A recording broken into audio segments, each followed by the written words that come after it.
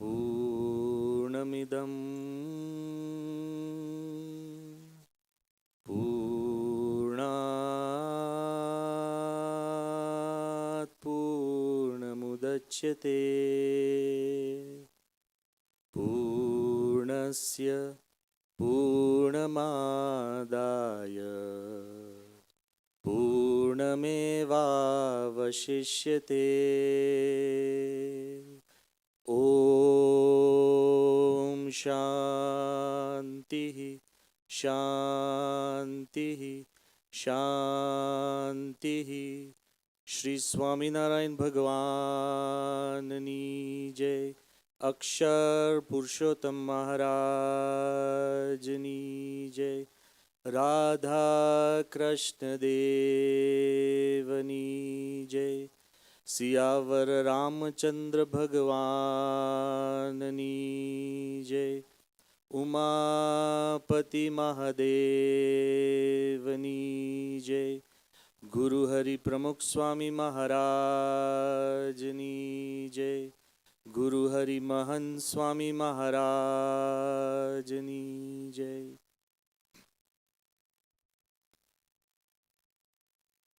In the divine presence of Bhagavan Swami Narayan,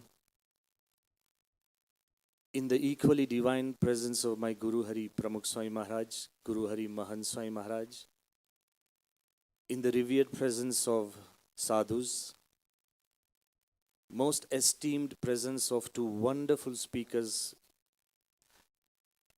and in the prestigious presence of all of you who have gathered here this morning. Personally, for me, this morning was thoughtful. The reason being that we discussed the three aspects which are very dear and important to South Africa: change, uncertainty, and now diversity. Perhaps very few countries in this world would have undergone the drastic and quantum leap of changes and uncertainties, right from the implosion of apartheid and the explosion of diversity as South Africa. But I also welcome and value all of your presence, not just as the CEOs, but as individual thinkers and leaders who are going to bring a change, as Mr. Whitfield so importantly emphasized. So I would like to begin by giving the two wonderful speakers, who are both thought-provoking, precise, and to the point, by giving them a big round of applause for really making this morning very special and precious for all of us. As we talk about change, I also want to ask you to think that if you go back into history, history tells us that everything changes. So it's nothing new that things change in South Africa. I think in every country, if you go back to their own history, everything changes. I still remember once reading that they found an old tablet, an Egyptian clay tablet written in hieroglyphics, which said that children nowadays are not so well behaved as they used to be. So everything changes, and every country has a different set of changes. And as we learned from Mr. Bruce Whitfield, that nothing is certain, not even uncertainty. But if you look at history, history tells us that ever since man, the early Homo sapien, he jumped down from the trees and he walked erect. He has been constantly stoked by change and uncertainty. Whether his life as a hunter-gatherer, as he evolved into the farmer, then the villager, the settler, the city dweller, and now as we embark upon our journey into the interplanetary traveler, change and uncertainty is always there. But interestingly, For a change, historians, psychologists, sociologists, and anthropologists are all on the same page to tell us that it is not the cognitive powers of man, this ability to think, and it is not also man's unique ability to invent. The secret of survival for human beings, they say, is man's ability to communicate, to connect, to collaborate, and to create a consciousness that we as a group are a single human race. No two mosquitoes ever feel that they are special species, and no two cockroaches. Even the tigers and the lions, they never feel that they are the supreme race, despite the fact we call them the king of jungles. Does the lion know he's the king of the jungles? But look at man. Just because we can connect ourselves and create a consciousness that we are a one single human race, we have the ability, despite our dissimilarities, to rise beyond that and create a unity in diversity that gives us the power to rule the world. That brings me to my topic, unity in diversity. But I also want to emphasize one fact which is very important to all our hearts, that alone man is nothing. I know we've been just told that individuals can make changes, but individuals can't make changes without the help and support of everybody.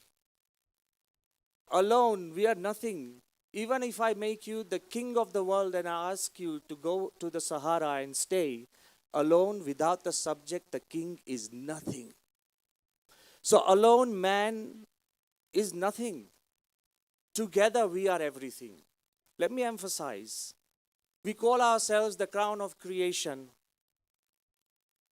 But shall I tell you that physically man is not the most powerful or the strongest of animals. Bulls are stronger and more powerful. Man is not the fastest. Horses are faster. Man is not also the most fearless. We think we are the fearless. Nope. Perhaps even a cockroach is more fearless. If you want to just test it out, put your wife into a small room with a single cockroach. And she'll start giving you fears. If man is supposed to be the supreme race, we are not the strongest, and we are not the fastest, and we are not definitely the most fearless. But yet, when we feel connected together as a single human race, we have been able to overcome all the adversities and challenges that we have faced. So I also want to tell you very clearly that despite that, we face challenges, uncertainties, and so many things that we've never even thought of. But it's not new. Every time a new invention has come along, suddenly we feel we are on the brink of the edge, suddenly looking down into the abyss. Not just South Africa, the whole world. We feel there's not a situation or something that's going to save us. But all I want to emphasize is, despite the fact man is the only species that can contemplate the end of the world, we still choose to do little or nothing. I want to ask you that there are certain questions you as thinkers and we as thinkers should ask. At no point in history there have been more peace conferences or talks about peace or books about peace and campaigns about peace. At no point in human history there have been more awareness about peace. Then why? The largest earning industry in the world is armaments. We should ask these big questions. At no point in history or human history there have been more ways of entertainment, films, videos, parks, tourist destinations, things to keep us engaged and entertained. Then why? The surest selling drug in the world is antidepressant. We should ask. We are a bored civilization. At no point in history, man has been more connected. Come on. It's not just snail mail, it's not just paper mail, it's not just email, it's WhatsApp, Instagrams, Twitters, everything. At no point in history we have been more connected. Then why do we feel so lonely? The basic questions, if we just sit and keep asking as an armchair philosophers or simple intellectual fantasies, nothing's going to happen. As we have gathered here today, and I do believe all of you are thinkers and leaders, we need to take personal and moral ownership of the issues that we face. When we do that, then we'll be able to usher in a change. And this moral and personal ownership is something that will drive us. Let me give you an example that just to think doesn't make a difference. They say because we are intelligent and we can invent and because we are professionals, does it give us the power to give or bring transformation? There's an interesting story, it's imaginary, so I'm underwriting it. It's completely imaginary. Nothing is true about this story, but this was told to me by former Solicitor General of Canada, Bob Kaplan. He told me this little story which I would like to share. It's an imaginary story, but the message is very real. There were 3 friends, very good buddies. All of 3 of them decided to study management. Because they were gifted and able, they got into the best management schools in the world. One entered Harvard School of Business, the other LSE, London School of Economics, and the third, IIM Ahmedabad. It's also a very famous business school. One was an American, one was a Brit, and one was an Indian.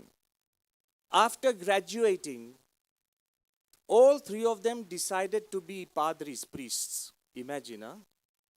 Don't think that those who turn to religion are failures in life. So, I think Bruce will have material for tomorrow. But still, so all 3 of them decided to be padris at 3 different places.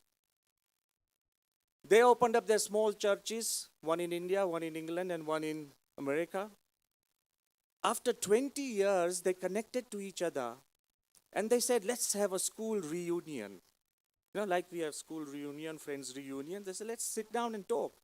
So they gave a time, a precise place, and we'll get together and we'll talk about what's happened with our lives. Obviously, at a given time, the Brit was perfectly dot on time. He chugged along in his old Austin Morris and he just arrived on time. The American padri, he came 15 minutes late in a long limousine and he turned to the British padri and said, hey, why are you so early? Americans feel wherever they come, they're on time. The world is either ahead or behind. Typical Indian padri priest, he came at typical Indian standard time, half an hour late. We started our event also half an hour late, so forgive us. So typical Indian padri, he rolls into a bright gold shimmering Rolls Royce. So all 3 of them are watching each other, one in an Austin Morris, one in a Rolls, and one in a long limousine. After the cursory initial talks, they said, as priests, everybody confesses to us. It's about time we confess to each other. So how come, they're thinking he's got an old car, he's got a middle car, he's got something glittering gold. So the British padri said, look, after every Sunday, my ceremonies and my sermons, I take out my hat, pass it around, and people donate generously. How much space do I occupy on this earth? A little small circle. So then I take all the money, throw it up. That which falls into the circle, I keep. The rest, I give it away in charity. That's how I got my Austin Morris. The American says, I do the same thing, Sunday sermons, take my hat out, pass it along, all the money comes in. We Americans don't believe in circles, we draw lines. Either you are with us or you are against us. So I said, I take the money, throw it up, and all that money comes on to this side of the line I keep, and the rest I donate in charity. The Indian says, well, I do the same thing, Sunday ceremony and sermons. I keep saying in our Sunday assembly that God is up there, He's watching all over us. I take the hat, take the money, throw the money up, that which God wants, He keeps.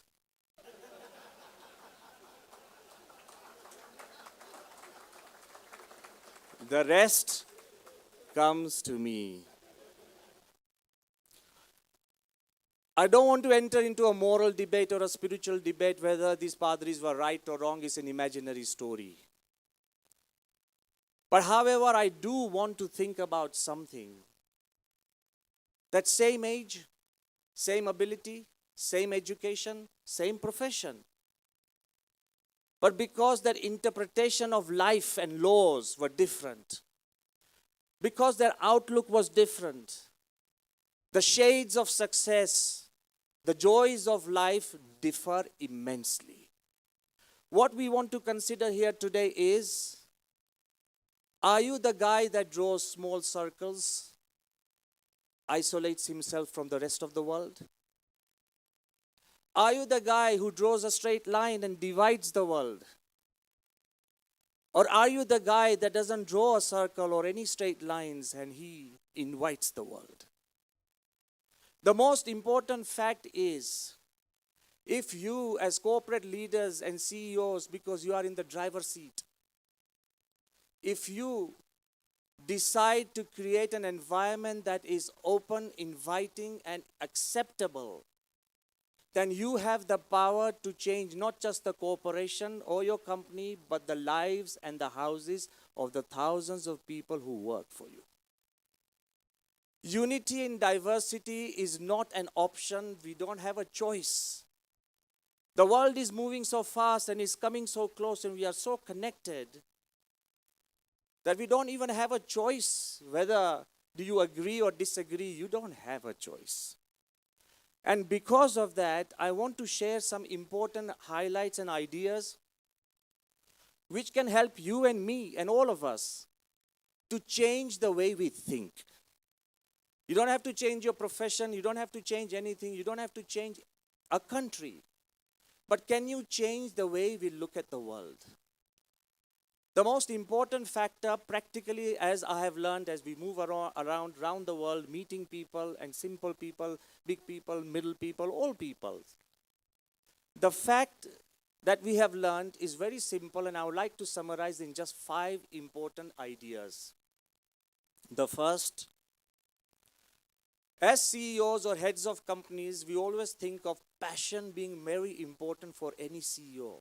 If you don't have passion, if you don't love the job that you do, if you don't have a passion for an idea or a goal, then you won't be successful. I want you to tweak it a little.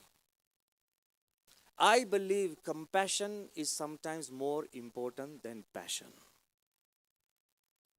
Because compassion will give you a heart to care for each and every one of your people. You want unity? However diverse or different people may be, but if you have compassion, you will be able to care for one and all. Let me give you the small magic. I think all of you might have heard of the company Alcoa, Aluminum Corporation of America. It was in the dumps, no profit, completely gone. The board of directors decided to call a very young, powerful CEO. I think you've heard of his name, Paul O'Neill. He walks in the first board meeting and the entire board is expecting huge charts, huge figures, how he's going to turn the company around. Paul O'Neill said nothing. He just took only 5 minutes for the first meeting and he said, Alcoa, there's too many accidents, it's unsafe, too many people getting injured. So my only priority is not profits, to make sure that nobody gets injured. In any company or any branch that we have, if somebody dies, the general manager is sacked instantly. The second law, if somebody is injured, the number of days he's not there, his pay would be doubled. The guy who is responsible for that injury, his pay would be halved and that pay would be adjusted. The third thing he said, that if somebody is not there anymore, I personally will visit their family members. And the fourth, he said, that if somebody recovers well in less time, we'll give him a bonus. All these guys, the board of directors, they came out and they said, we've got a hippie in our boardroom. This guy is nuts. Nothing about profits, nothing about figures, nothing about the future plans. And he's just talking about safety. But you know what happened? In the next 6 months, injuries suddenly decreased. The man on the ground felt that we have somebody at the top who cares about our lives. Compassion.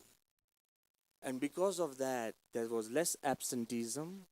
Because of that, work hours increased, production increased. And I want to tell you, in less than 13 years, he turned the entire company with a profit or a turnover of $27 billion. Why? Compassion is more important than passion. Care for your people and unity will be incidental. How do you have compassion?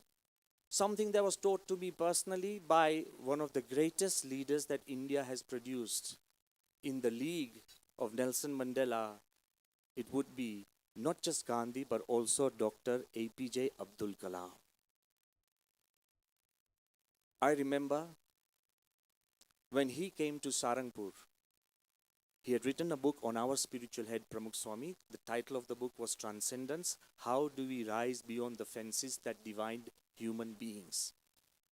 But when he came along, I know it was afternoon. It was his first day of Roza. He's a Muslim, practicing Muslim. And he was fasting. The afternoon was so hot and humid. At about 1 o'clock in the afternoon, after his lecture from the stage, he was going down. Now listen to this very carefully because it's touched me very deeply. As he was going down, a young boy from the village who could hardly speak English, Kalam did not know any other local language apart from his own Tamil tongue. So this little boy in Gujarat, he runs, he breaks the cordon, and he's dressed in, shabby shirt and shabby shorts. He comes down to Kalam, and from his pocket, he brings out a crumpled paper, and he gives that paper to the former president of India and says, autograph. The paper is crumpled. I was standing next to Kalam. Kalam uncreases the paper, and he asks for a pen, resting the paper on the wall. He signs his name and gives it to this little boy. He's just 5-6-year-old boy. The boy once again crumples the paper and puts it back in his pocket. I was standing there and I thought, this was a complete waste of exercise. And Kalam turns to me and he says, Brahmavihari, he's a very close friend of mine personally as well. He said, Brahmavihari, never disappoint a child because these are his first years on this earth. If you disappoint a child, he's going to get a negative impression of the whole humanity. As we went along, 5-10 minutes to his car, there was a huge crowd and villagers had gathered. And there was an old man, almost 92-year-old, a typical villager. He's raising his stick and he's shouting his name, Kalam, Kalam. And Kalam turned to him. The security people were rushing him into the car.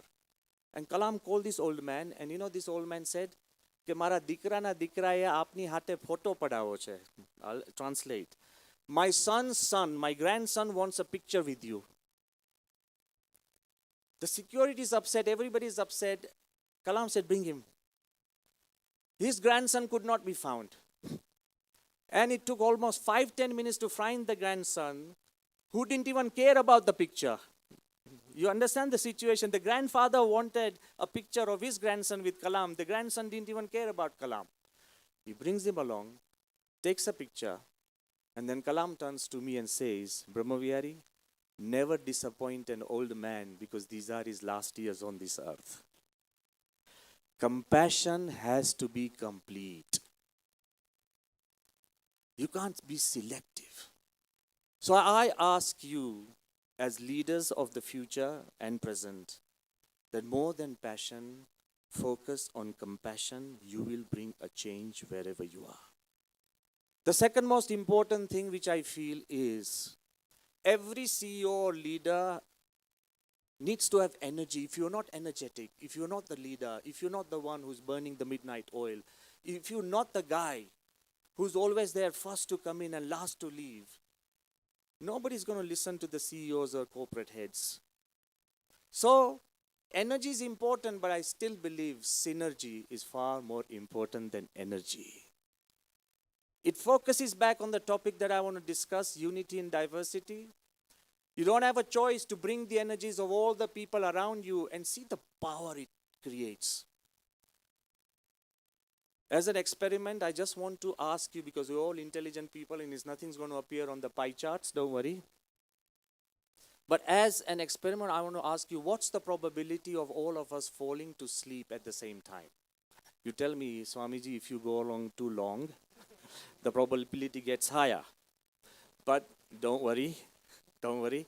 So what's the probability? Now let's be really serious. What's the probability of all of us going to sleep at the same time? There is some, you can't say zero. Very little probability of all of us falling to sleep at the same time, okay? But then I ask you, then what's the probability if all of us are asleep? What's the probability of all of us dreaming at the same time?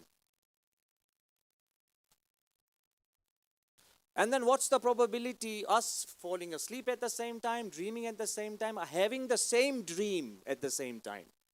Now tell me, what's the probability of that? It's zero. All of us, even now, if I just go on through your minds, the thoughts are completely different. So what's the probability of us having the same dream at the same time? And then also the sequence of the dream at the same time. That we're all in the forest and suddenly we're chased by a tiger. All of us climb the tree at the same time in different minds. And then suddenly, the tiger is just about to pounce on us and all of us wake up at the same time in the same hall and suddenly talk to each other. And all of us discover that we were all chased by the same tiger. Imagine if we sync ourselves to this level, the energy in the same room would be infinite. Synergy means not just lining your people together, but unification of minds. Energy is important, but synergy perhaps is even more important, that can give you the power. That makes you smaller, but makes all of us larger. There's an ancient story in the Hindu scriptures of Ramanuja. Ramanujacharya, he goes to his guru, his spiritual master, and he says, can you teach me the technique of going to heaven straight from earth? And the spiritual master says, here, take this mantra, speak this mantra, keep it private. If you speak this mantra again, you will reach heaven. And then he asks his guru that anybody who takes this mantra or speaks this mantra or chants this mantra will go to heaven? The guru says, yes, anybody. But you have to keep this mantra privately to yourself and not reveal it to anybody. This young man, like we were told, he was a rebel. He didn't listen to his guru. So suddenly next morning they find him standing on the roof, making the whole village chant that mantra together. The guru rushes to him and said, hey, why did you reveal this mantra to the entire people? He said, but you said that anybody who chants this mantra will go to heaven. He says, yes. So all these villagers will go to heaven. He said, yes. But you will go to hell because you revealed it. He said, I'm ready to go to hell if millions of others can go to heaven. That should be the synergy level that a CEO should create. Are you ready to sacrifice a part of yourself to bring everybody else on board? So remember, synergy is more important than individual energy. The third, which is also very important, I would like to leave you with that. Every corporate or corporation or company or CEO would focus on profits. I do want you to do that. I'm not here to say money is bad. No. But more important than wealthiness is happiness. And I want to be very frank. That happiness of your people first not just your shareholders, the people who work for you. You know what happiness can do? I have just come from the Middle East, UAE, as we are making a temple, as it was just announced. It's one of the most affluent and wealthiest nations on this earth. But they've started a ministry for happiness and a ministry for tolerance. A ministry of happiness.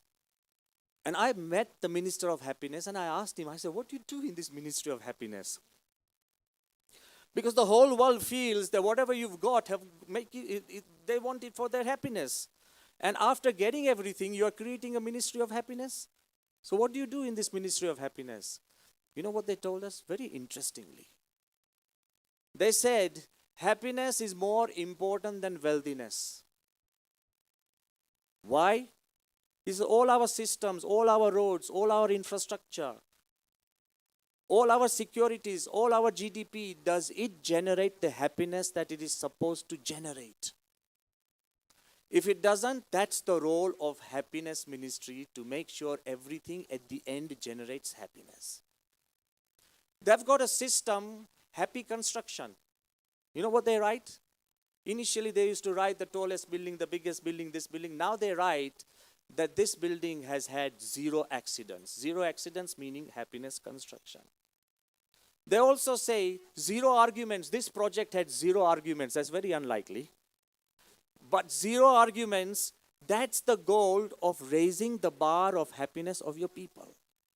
You know, when we were in nursery schools and in kindergarten, I know in England, we were always taught about this simple story, which always went like this, that there was a king, and he fought hard battle, okay, and he succeeded, and then they lived happy ever after. We were always told that if you work hard, you succeed, and then what you get? There's no twist in this. If you work hard and you succeed, success follows, and what do you get? Happiness. We were always told that hard work leads to success and success leads to happiness. I think you need to change that equation a little. Think different. Because only if you are happy, you work hard. And success is a byproduct. If you generate enough happiness, definitely people will work hard. The problem with any economy, any country, the general level of happiness is so low that you can't bring the right changes that you want, and you live in a pool of uncertainty. So we need to understand generating happiness is more important, and that is a state of mind. So as I look around and as we find around, and I'll tell you very frankly, I read a research which was published in 2016. And interestingly, for your knowledge, I just want to share it with you. You can Google it as well. What makes a person happy and what makes a person sad?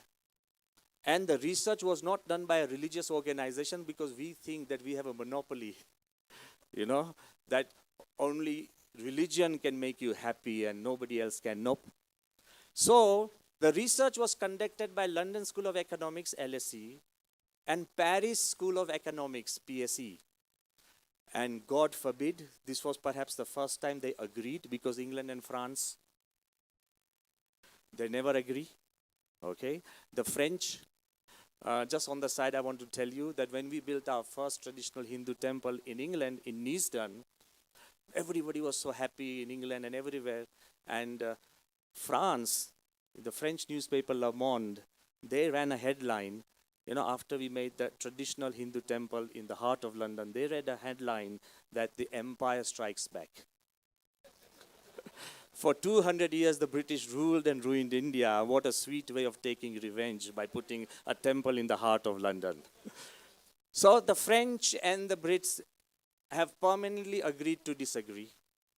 But in this survey, both of them agreed.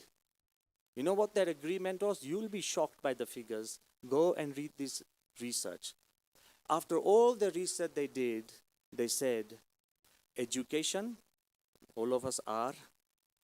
education plays 4% role in a person's personal happiness or sadness. And don't look sad about it, because if two husband and wife are doctors, that doesn't mean that they have guaranteed happiness. Money, they write, plays 3% role in a person's personal happiness and sadness. If you're below the poverty line, then it plays a bigger role. But once you get enough, then it just plays 3% role. But then they came out with the fact that 80% of the role for a person's personal happiness or sadness is played by social relationships. How do you get along with your wife, your children, your friends, your competitors? How do you get along? Getting along means unity in diversity. It's not an option. It's a choiceless situation. So coming down, that happiness is more important than wealthiness, you will be able to generate that unity amongst your people. The fourth, which I would like to point out, is also very important. Eventuality versus spirituality.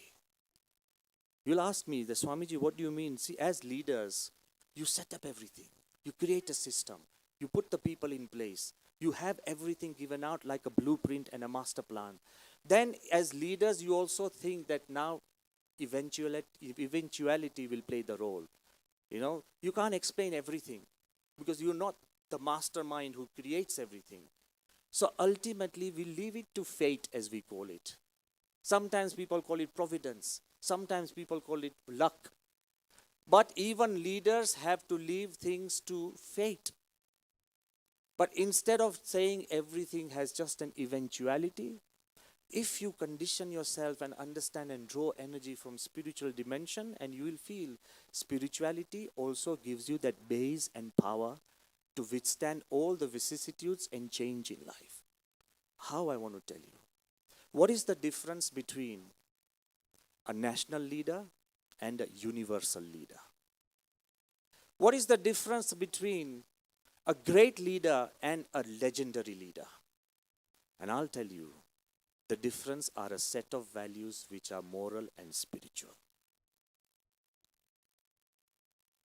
I'll take you back in 1942 when General Smuts was having dinner with Churchill, Prime Minister Churchill. You know their relationship. Churchill loved Smuts so much that privately he had told people, in case I die, the British government should induct General Smuts into the parliament through the back door and make him the Prime Minister of England. This was their friendship. So General Smuts and Churchill were dining, both great leaders in their time and in their way had an impact on this earth. But you know, the personal physician of Churchill, Lord Moran, he makes a note in his personal diaries. I've read these diaries. He makes a personal note in his diaries as he's there. General Smuts talks to Churchill and says, and I want to quote, and I don't want to miss a single word, and he says that Gandhi, he said, do you know Gandhi? And Churchill says, I don't want to know him. This is Churchill. And he says, Gandhi is a man of God. Smuts talks to Churchill. Gandhi is a man of God. You and I are mundane people. Gandhi has appealed to religious motives. You never have. And that is where you have failed.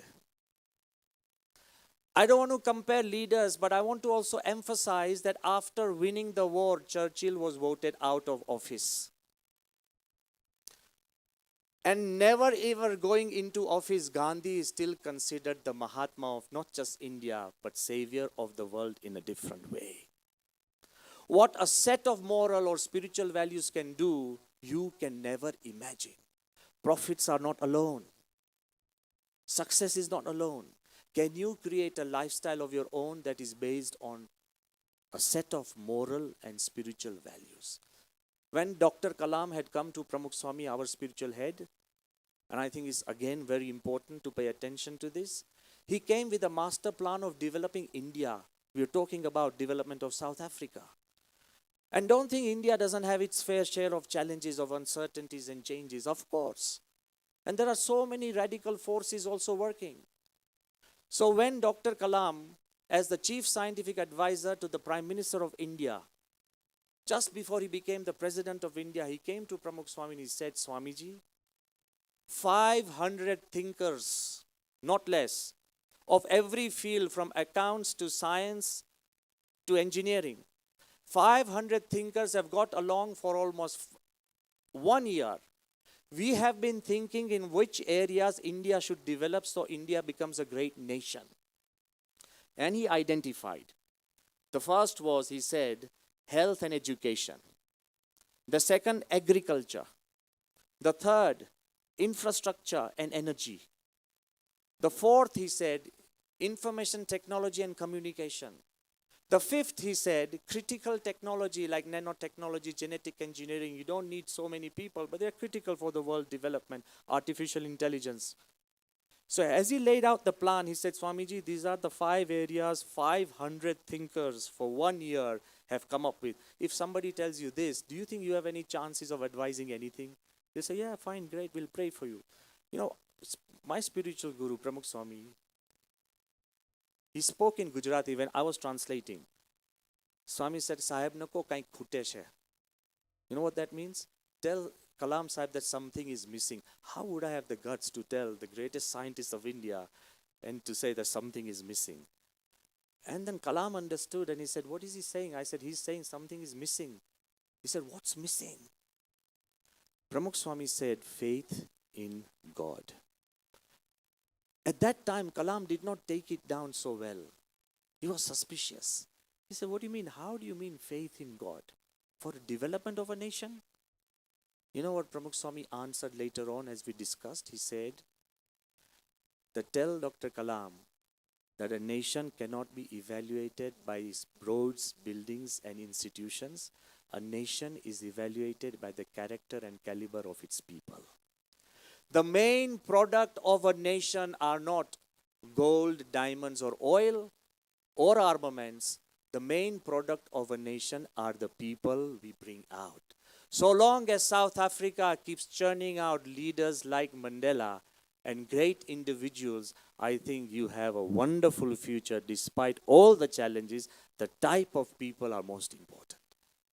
What good is it to have the best quality of facilities and third-rate human beings? So morality and spirituality comes through faith in God. So eventuality versus spirituality. Add a little bit of spirituality, whichever religion, whichever set of faiths, whichever moral values you believe in, add those to your own life and see them percolate in your own company. The fifth, and I believe is more important, and you might disagree with me completely and you are free to.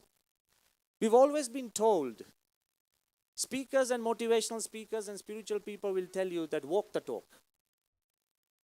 Living is more important than speaking. People will tell you if you live something, that's where it ends. I slightly disagree with that. Because I believe that something more important than living is believing. You'll say, Swamiji, but how can believing be more important than living? Shall I tell you? One of the biggest problems of our earth, and perhaps even in this country and every country, is we have stopped believing in our future. God has instilled us with hope, the ability to dream. If you take the Stone Age man, with his limited knowledge and his limited capacity, do you think he would emerge out into this such a wonderful, powerful human being? But despite his weaknesses and his shortcomings, he kept believing. We have stopped dreaming.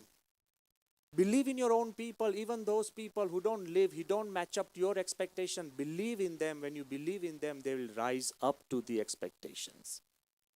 You know, people have told me that, Swamiji, unity and diversity is just a dream. I said, so what? Even landing on moon was just a dream once. But we did it. Landing on Mars seems a dream, but I think we'll do it. Colonizing Mars is a far-fetched dream, but because we dream, we reach there. And if you stop dreaming, it never happens. Do you ever feel that, do you ever believe that there'll be peace between North and South Korea?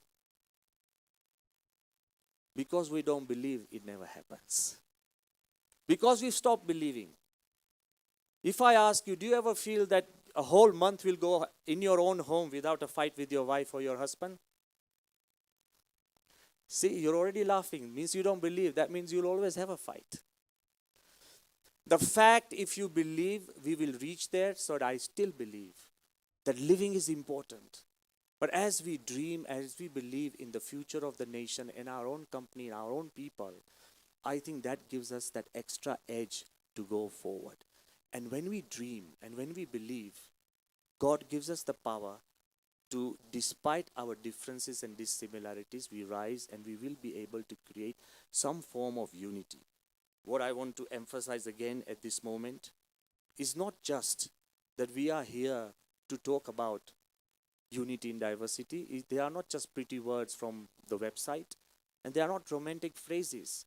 But I think we should all understand that if we really want to go somewhere, we need to take this.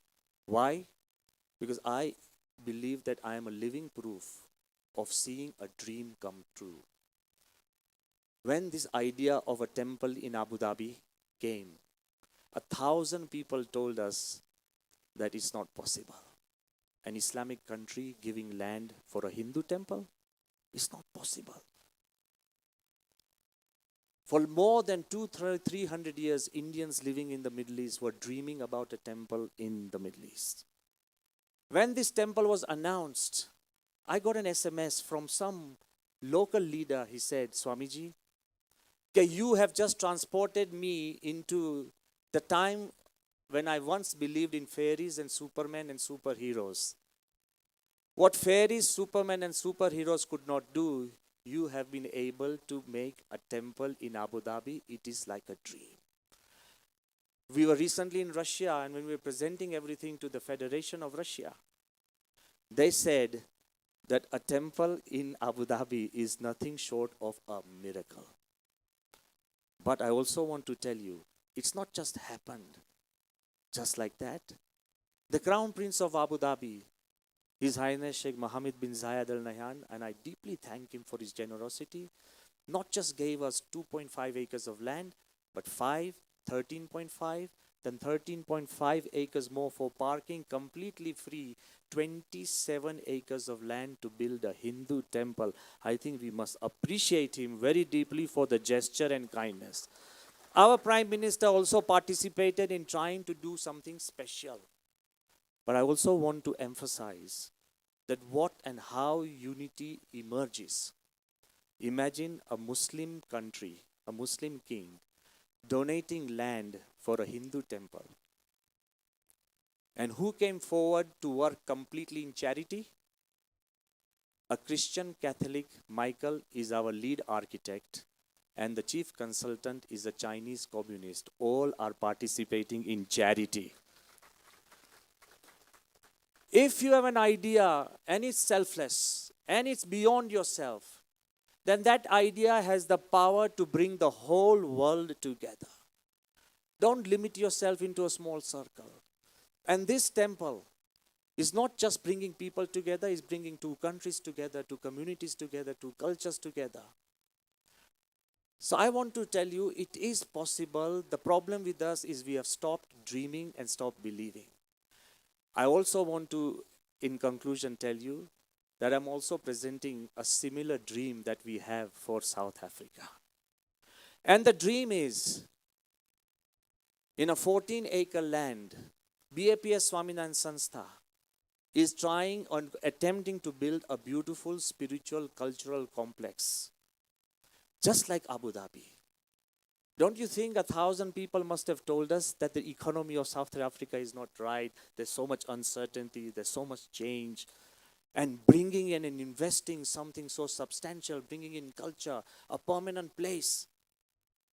But I'll tell you, our spiritual head, Mahant Swami Maharaj, he personally believes in South Africa. This gesture of bringing a temple to this land is not just about a spiritual organization or a single religion. No. Go back to these values which I've just mentioned, which will create unity in diversity. More than our passion, it is His compassion. It will give room to compassion for all. More than just energy, it's synergy. It's going to bring in the energy of all the people, all different communities and castes to contribute to that temple, to create that place. More than just wealthiness, it will also create happiness for the people who come to that place.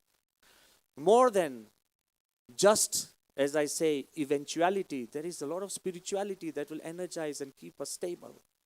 And it's also going to keep people dreaming about greater things. So I want to emphasize this temple is coming here, and it is a symbol and proof of our faith in this country, its economy, and in all of you who are together helping bring this nation higher and higher.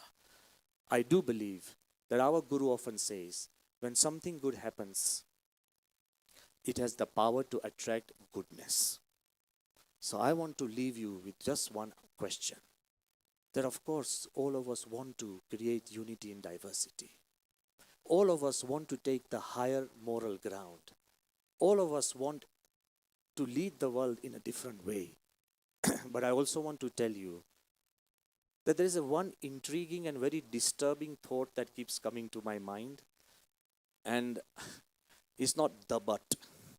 When somebody says but, I'm not saying but in this way, but it's something which is disturbing to all of us, and we should think as individual thinkers and leaders. You know, science tells us that on this earth, there have been 1 billion species. Figures may change, but 1 billion species. 99% have become extinct. So we are left with how much? 1%. We are trying to save, man is trying to save, environment. 99 have already become extinct percent. So of that 1 billion, they say around 10 million are present on this earth. Of that 10 million, approximately 1 million or 1.2 million have been documented. We are aware. I don't want to go into that percentage of the original. That's really crazy. And of that 1 million species which exist on this earth, we encounter, maybe 1,000 or so. Okay? We think we are the saviors of environment. Man must save environment. Against whom? Which species is endangering environment? Man. And we are out to save. Okay? So ultimately, my question is very gentle. That we worry about war. But ironically, we create them. None of these 1 billion species have ever created war. We bicker about borders. Ironically, we are the ones who create them. We are in constant tension about trade, industries. Ironically, no other species create trades and industries and money. We are constantly nagging and moaning about recession. But who creates them? None of the species on this earth has done anything. I'm not here to pin all the blame on man. I'm not here to man feel accountable for all the problems of the world. But I am here, and as I stand before you in this morning, I'm not here to make a man accountable for all the problems that we face, but I'm here to make man responsible for all the solutions that we need to find. I want to tell you, no matter who creates the fire, we need to put them out. No matter who takes away the light, we need to bring it back. No matter if our forefathers made the mistake or which country does not obey the law, as responsible citizens, we need to act, and we need to act smartly. I believe that diversity is our right, but I also believe unity is our responsibility. Thank you very much for being here this morning, because unity in diversity is not an option. Either we choose to flourish together or perish together. Either we choose and learn to live together or not live at all. Thank you very much.